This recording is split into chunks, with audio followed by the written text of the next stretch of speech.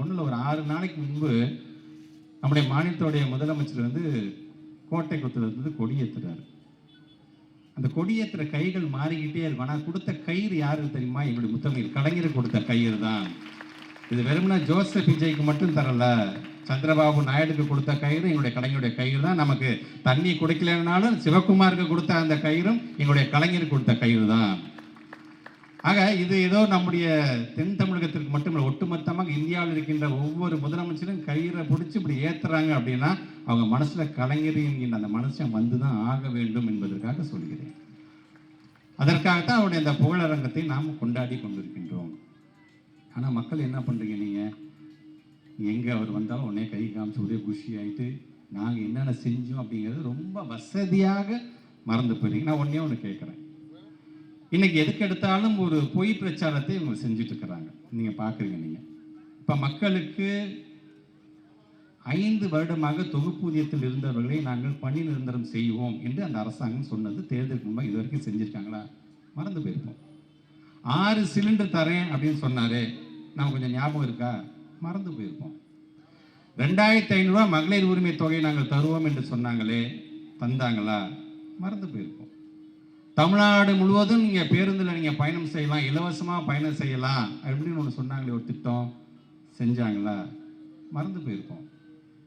மீனவர்களுக்கு இடைக்கால நிவாரணமாக 20,000 ரூபாய் தருவேன் என்று சொன்னாரு, செஞ்சாங்களா? மறந்து போயிருப்போம். இப்படி அவங்க சொன்னதெல்லாம் ரொம்ப வசதியாக மறந்து போயிட்டு 100 நாள் தானே ஆயிருக்கு அப்படின்னீங்க. அப்புறம் 6 மாதம், நாங்கள் எதாக இருந்தாலும் 6 மாதம் கழிச்சு தான் என்று அவங்க சொல்லுவாங்க. ஒன்றும் இல்லைங்க, குத்துயிரும் குலவுயிருமா ஒரு பாடி கிடக்குதுங்க, அது உடனடியாக ஆஸ்பத்திரி கூட்டம்னா காப்பாற்றிடலாங்க. நாங்கள் 6 மாதம் வரைக்கும் நான் கை வைக்கவே மாட்டேன், அவன் செத்து போயிடுவான். குத்துயிரும் குலையுருமா கிடக்கிறது வந்து ஒரு ஆளுன்னு நான் சொல்ல நினைக்கிறேன். தமிழ்நாடு என்கிற அந்த ஒரு உயிர் தான் இன்னைக்கு அப்படி கிடக்குது. 6 மாதத்துக்கு நான் திரும்பியே பார்க்க மாட்டேன். அதுவும் சட்டமன்றத்தில் பேசக்கூடிய அந்த அமைச்சர்கள்லாம் எப்படி பேசுகிறாங்க, எப்படி அந்த அமைச்சராக தேர்வு பண்ணியிருக்காங்க. நம்முடைய நடிகர் சத்யராஜ் அவர்களும் அண்ணன் வடிவேல் அவர்களும் பார்த்தீங்கன்னா ஒரு படத்தில் நடிச்சிருப்பாங்க. கிரிக்கெட்டுக்கு ஆள் எடுப்பாங்க. எப்படி தெரியுமா?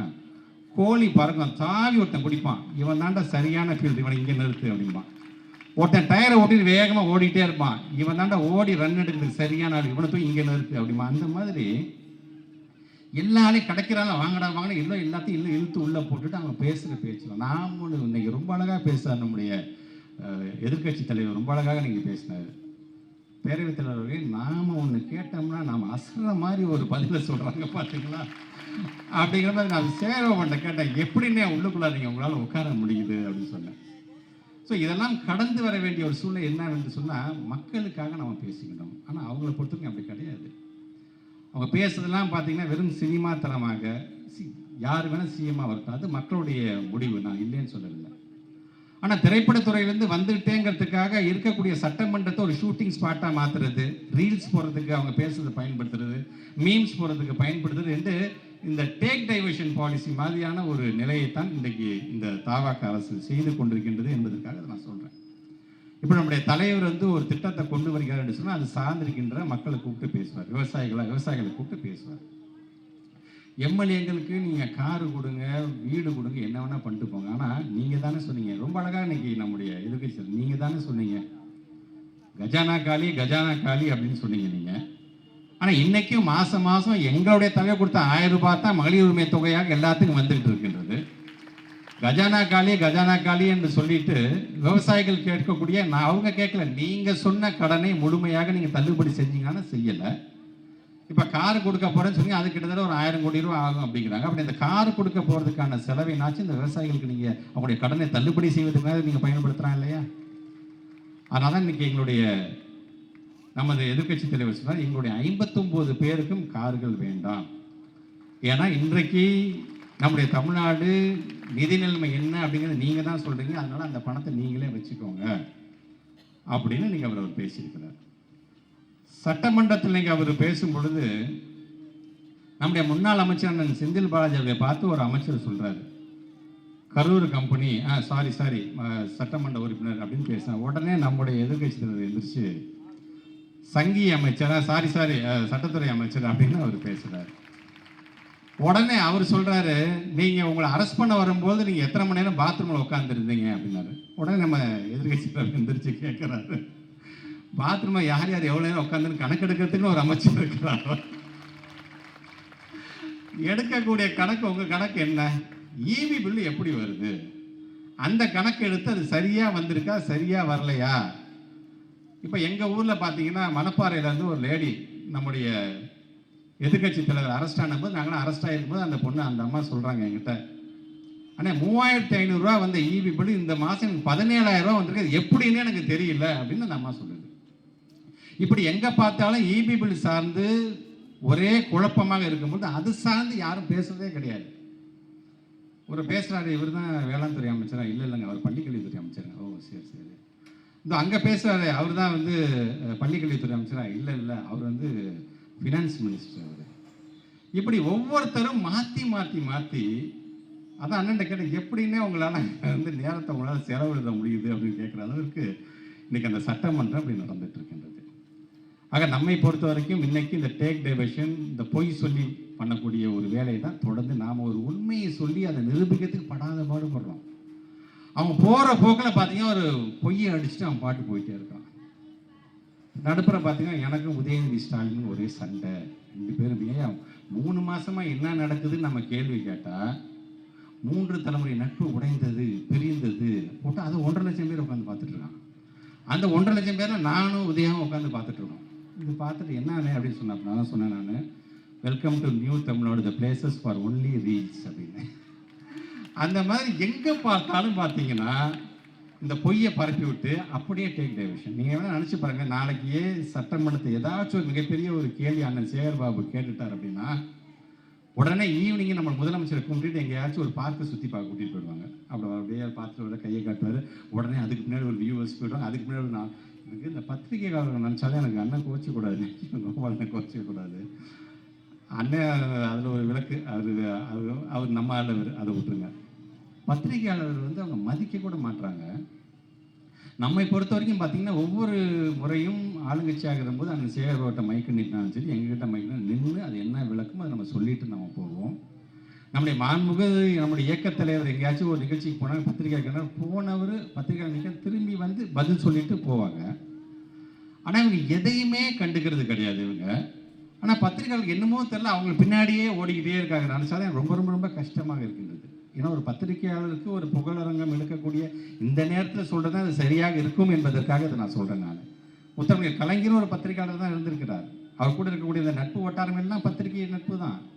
ஆனால் நம்முடைய எதிர்கட்சி தலைவரை பார்த்து அவங்க கேட்குறாங்க, பேப்பர் முன்ன பின்ன படிச்சிருந்தா தானே நாட்டு நடப்பு தெரியும் அப்படின்னு. எனக்கு என்ன வைத்திருச்சுன்னா, முரசொலிங்கிற ஒரு பத்திரிகை நடத்துவது மட்டுமல்ல, நீங்கள் காலம்புற ஒரு 7:30 மணிக்கு நீங்கள் குறிஞ்சி இல்லத்துக்கு போனீங்கன்னா அவருடைய டேபிள் ஃபுல்லாக பார்த்தீங்கன்னா வெறும் பத்திரிகையாக பிரித்து கிடக்கும். அப்படி தன்னை பாராட்டுகின்ற பத்திரிகையாக இருந்தாலும் விமர்சனம் வருகின்ற பத்திரிகை, ஆளுங்கட்சியாக இருந்தபோதும் சரி இப்பொழுதும் சரி எல்லா பத்திரிகையும் பிரித்து படித்து அந்த ஒவ்வொரு பாயிண்ட்டாக அப்படி பார்த்துட்டு வரக்கூடியவர் தான் நம்முடைய எதிர்கட்சி தலைவர். கண்கூடாக பார்த்தவர் நாங்கள்.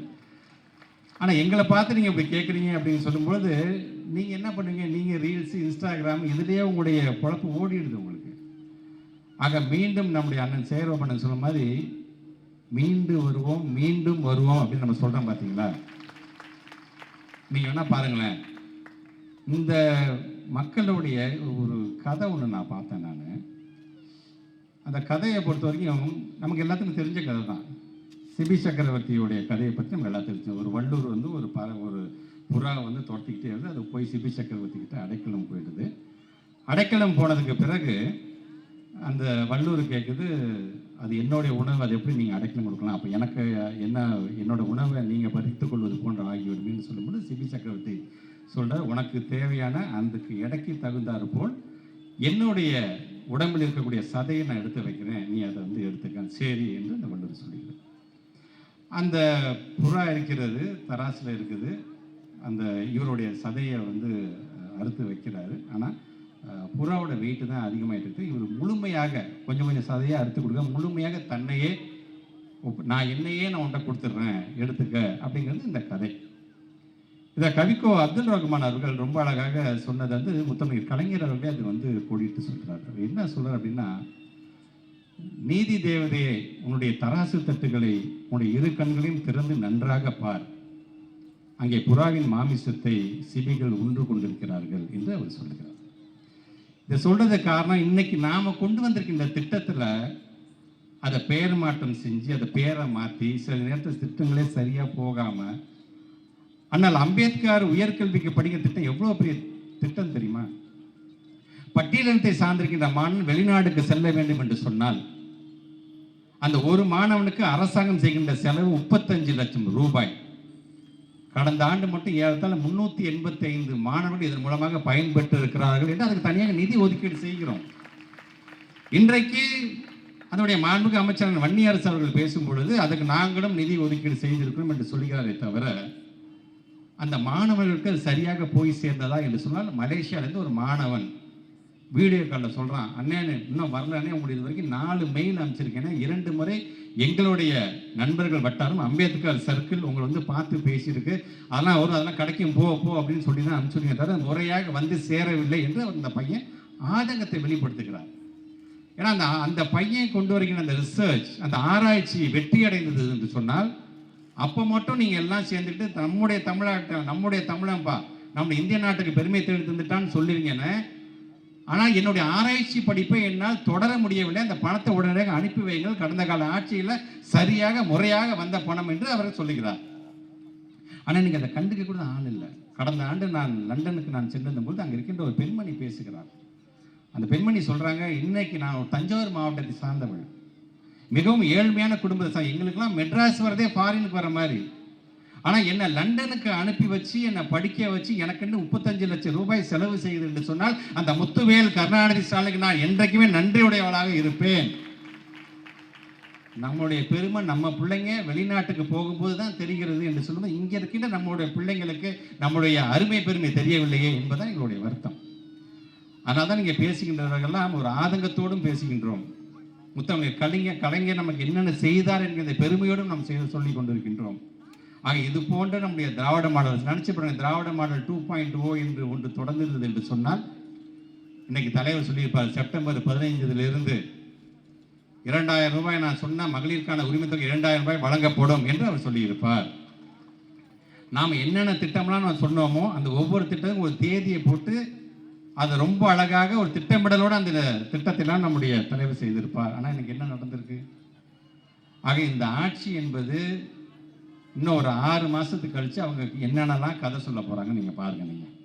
நான் இப்போவே சொல்லி வைக்கிறேன், இன்னும் 1 வருஷம் ஆனாலும் இந்த ஆட்சிக்கு முட்டு கொடுக்கறதுக்கு சில பேர் இருக்கிறாங்க. 1 வருஷம் தானே ஆச்சு அப்படிம்பாங்க, 2 வருஷம் ஆச்சு, 2 வருஷம் தானே ஆச்சு அப்படிம்பாங்க, 3 வருஷம் தானே ஆச்சு. இப்படியே 5 வருஷத்தையும் ஓட்டிட்டு போகிறதுக்குன்னு ஒரு மாஃபியா கும்பல் இருந்து கொண்டு தான் இருக்கின்றது. அதை தான் வெர்ச்சுவல் வாரியர்ஸ் என்று அவர்கள் சொல்லுகிறார்கள். ஆக அதை உடைத்தெறிய வேண்டும் என்று சொன்னால் முதல்ல நாம கொள்கை பேசணும். எங்கே பேசணும்? முதல்ல நம்ம வீட்டில் நம்ம பிள்ளைங்க கிட்ட, நான் எப்படி திறமாடா இருந்தேன், இப்போ நம்ம எப்படி திறமாடா இருக்கிறோம் அப்படிங்கிறத சொல்ல வேண்டிய மிகப்பெரிய ஒரு கடமை நாம் ஒவ்வொருவருக்கும் இருக்கிறது. கலைஞரை பற்றி அதிகம் பேசுங்க. கலைஞர் எப்படிப்பட்ட துன்பத்திற்கெல்லாம் ஆளானார், எப்படிப்பட்ட வேலையெல்லாம் அவர் தன்னை பற்றி சொல்லும் பொழுதுலாம், நான் மிகவும் பின்தங்கிய பின் பின் பின் எத்தனை பின் போட்டாலும் சரி, அத்தனை பின்தங்கிய வகுப்பை சார்ந்தவன், எனக்கென்று பல சவால்களை கடந்துதான் இந்த இடத்துல இருக்கிறேன் என்று சொல்லும் பொழுது, பின்தங்கிய மக்களாக இருந்தாலும், பட்டியலின மக்களாக இருந்தாலும், ஒடுக்கப்பட்ட மக்களாக இருந்தாலும், சிறுபான்மை மக்களாக இருந்தாலும், அவர்கள் அனைவருக்கும் அரணாக இந்த கலைஞர் இருப்பான் என்று சொன்னவர் முத்தமிழர் கலைஞர். அந்த கலைஞருடைய வழியில் தான் அனைவருக்கும் அரணாக இருக்கக்கூடிய ஒரு திராவிட மாடல் அரசை தந்தவர் நம்முடைய மாண்புக்கு தமிழ்நாட்டுடைய அன்றைய முதலமைச்சர், நம்முடைய இயக்கத்திலே நம்மை நாளும் இயக்குகின்ற தலைவர். அவரை மீண்டும் அரியணையில் அமர வைப்பதற்கு தொடர்ந்து உழைப்போம், அதற்கான குரலை தொடர்ந்து கொடுப்போம் என்று சொல்லி இந்த நல்ல மேடை அமைத்து தந்த அண்ணன் சேகர்பாபு அவருக்கும் மாவட்ட கழகத்திற்கும் என்னுடைய நன்றியை தெரிவித்து இந்த உரையை நிறைவு செய்கிறேன். நன்றி, வணக்கம்.